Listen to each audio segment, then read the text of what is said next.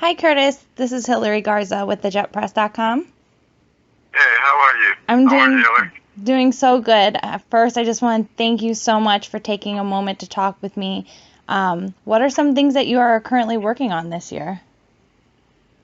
Well, I have several businesses that I either own or I'm part owner of, and so I'm pretty busy doing that. And I have two little girls that keep me busy, and I do a lot of philanthropic or charitable type of things.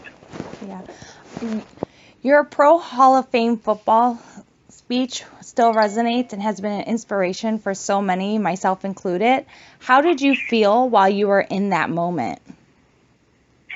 It was kind of a surreal moment, and I think a part of me feels somewhat fearful because it wasn't until I was walking towards the podium that I decided to not use any notes and just speak from my heart.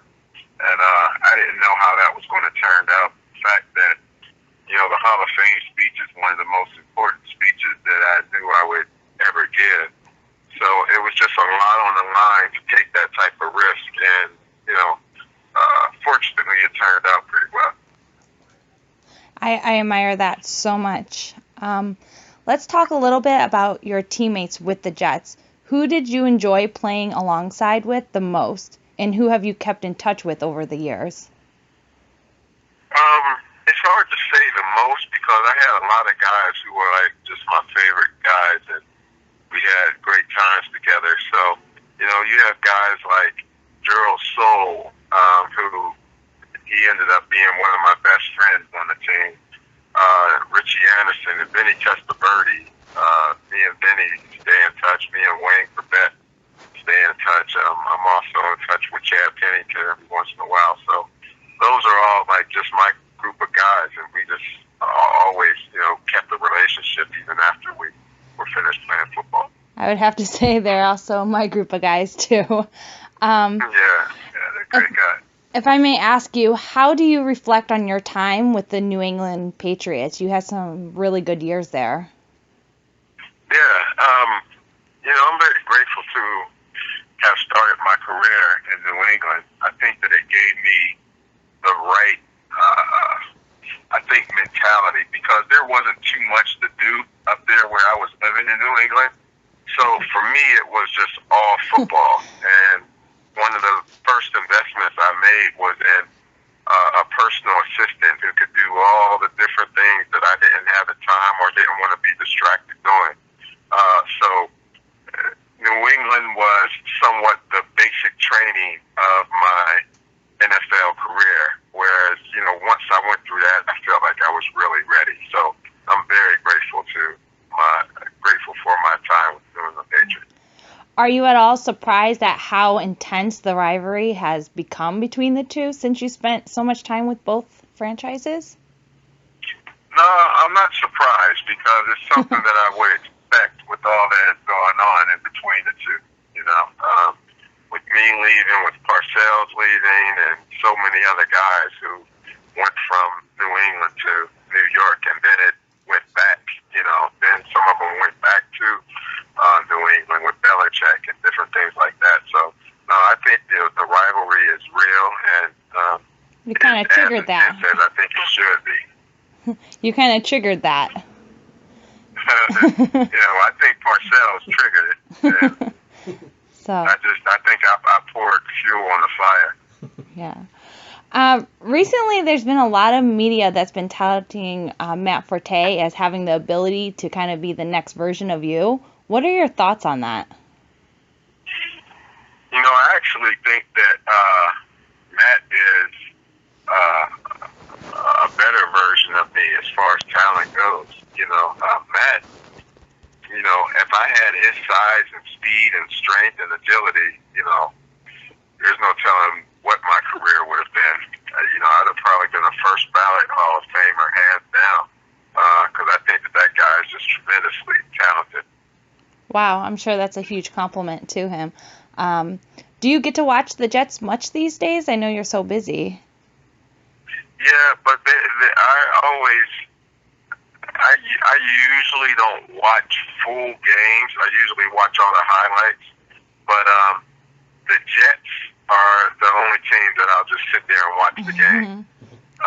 The Jets and sometimes the Patriots. But, you know, those are my two teams. So it's like I kind of keep a pulse on both of them. Wow.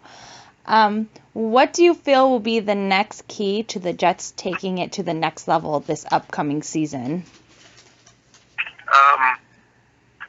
I think that, you know, with Fitzpatrick at quarterback and, you know, Decker and Brandon Marshall and Forte and all those guys, number one, I think that they have the talent, but I think going to the next level is not as much about the talent as it is the chemistry.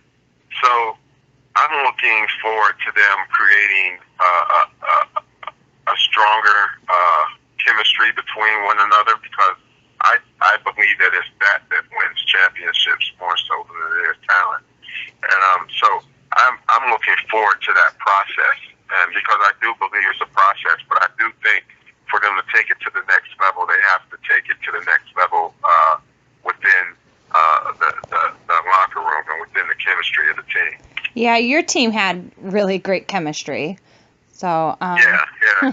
That was a We didn't have the most factor. talent, but we knew how to play together and play off one another very well. And that's what makes a good team. I mean, when you look at some of the best teams, when you look at, you know, the Patriots, Tom Brady, but outside of that, they just have a great team chemistry, and regardless of who goes in there, like, you know, they have the new quarterback going in there for the first 4 games, I believe. You know, I don't expect them to miss, you know, to skip a beat too much. You know, I believe they believe in their system, they believe in their personnel, their coaching, and they just have great chemistry on that team. And so it'll be interesting to see how that plays out this year for them. Yeah, I'm definitely looking forward to it. Hall of Fame, Ring of Honor, retired jersey number. How great does it feel to have so many achievements with the Jets? I mean, it feels great. Number one, you realize how humbling it is, because there are some things that you know that I've accomplished that very few people even have the opportunity to accomplish. And so, number one, it's humbling to me. The fact that they have an MVP award that's named after me, you know, different things like that. I mean, literally, that's like 0.00001% of the people get to do things like that. So I feel very blessed and very humbled by it. You gave your award to Parcells. How do you feel about that, or what was going through your mind when you did that? Well, that was when I was in New England, and I gave that award to him simply because for me, at that time, I knew that I felt like Parcells saved my life, because he drafted me and got me out of a very horrible neighborhood that I grew up in, and basically gave me a second shot at life. You know, I had at that time been through so much, and I saw so much growing up that was kind of unlawful for kids to see, and to have an opportunity to turn my life around and to just be where I'm at today. Like, I believe that it all started with Parcells taking the chance on drafting me. You know, no one else. Well, you know, people started talking about drafting me, but none of them did. And had Parcells not got me when he got me, I don't know how much further I would have slid down and possibly not even have been in the NFL. But he gave me that first opportunity, and for me, I was just going to make sure that I did everything in my power to make the most of it. Yeah, I know that he had it in his office, so I do know that he felt that way too. Oh yeah. So the point of the trophy. Yeah. So when I gave him the trophy, it was really basically just me saying, you know, Coach, if it wasn't for you, you know, we wouldn't even be talking about MVP. I don't even think I would be on a team. And I just wanted to let him know that I was very grateful and appreciative for all that he had did for me up to that point. That's That's amazing. What do you see ahead for you and your family, Curtis? Well, I'm one of the things. Like I have a goal. My goal is to continue to allow my businesses to grow, and something that's extremely important to me is giving back and just giving and all my charitable and philanthropic endeavors. So, when I was playing, I gave 12 to 15% of every check that I received for charity. Now I give 20 to 25%. My goal is to one day, have my businesses, doing well enough, long enough for me to only live off 50% of what I make, so that I can give the other 50%. And ultimately, I think my ultimate goal is to be able to live off 20 or 10% of what I make, and give the rest to things that are near and dear to me, different charities, just impacting people's lives. That's probably outside of God and family. That's one of the most important things in my life. And so I plan on spending the rest of my life doing that. And in order to do that, of course, I have to do really well in my businesses, and I'm doing really well with them. And I feel like I'm on track to fulfilling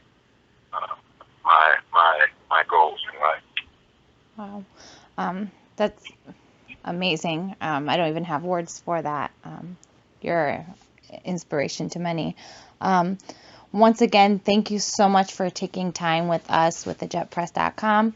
And in closing, what would you like to say to fans getting ready for the upcoming season?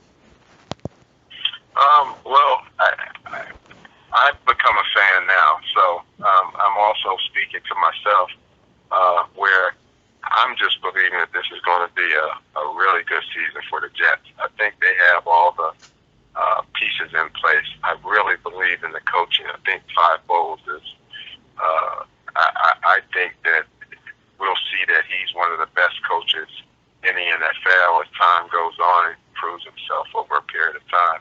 But I always recognize coaches that players want to play for. And number one, he's had the experience as a player, but also to be able to communicate the way he does with the players, and for the players to respond to him the way they do. That is where good chemistry starts. It's with a coach who the players want to play for, and they'll go that extra mile just because it's that coach. I really like his leadership style, and I like the Jets personnel. I think that they have as talented of a team as I've seen since I've been in New York. And so I'm looking forward to seeing what they do this year. Thank you, sir, so much.